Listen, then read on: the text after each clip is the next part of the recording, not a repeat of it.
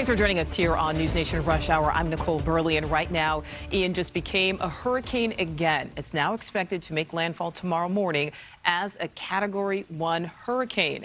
This is a live look at Charleston, South Carolina. People there are preparing for Ian's impact as rescue efforts are underway in the state of Florida. We want to go live now to Evan Lambert in Charleston. And Evan, walk us through the conditions out there right now.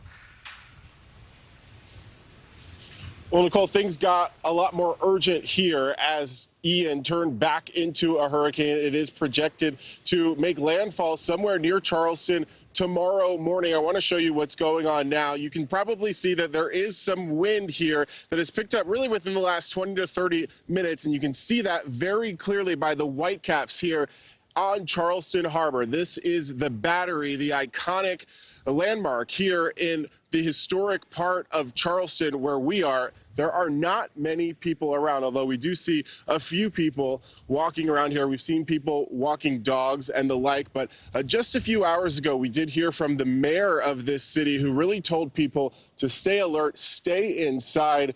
Quote, this city is going to get water tomorrow. That coming from the mayor of Charleston. Here we also have seen the county move their emergency management status to OPCON 1, which means that danger or emergency is imminent. There are several shelters here in North Charleston that are open, and just really a few minutes ago here, bus service to those shelters was stopped because of these winds picking up, but we have not seen rain yet. That we understand is coming as those bands near the coast here. But as talking to people about Charleston, driving about Charleston, they seem pretty, I mean, they haven't taken that many preparations besides people staying out of the weather right now.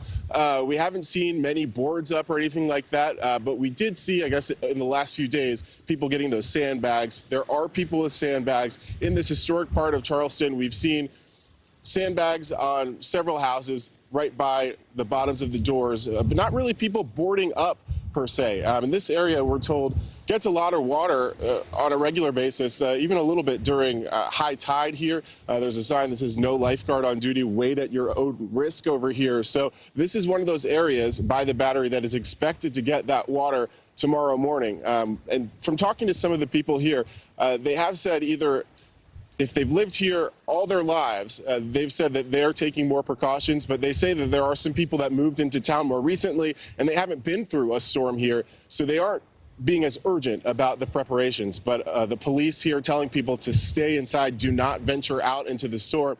And as I said, Nichole, really just within the last 20 or 30 minutes or so, the wind gusts have really started to pick up here as we wait for conditions to deteriorate in the morning. Yeah, tomorrow. and full disclosure, I mean, conditions got bad enough. We actually lost Evan's signal. We were supposed to hear from him about 20 minutes ago. Evan, glad we got you back. Thank you for that. We'll check in with you in our next hour. Thank you for watching. Go to newsnationnow.com to find NewsNation on your television provider. And don't forget to click the red subscribe button below to get more of NewsNation's fact-driven, unbiased coverage.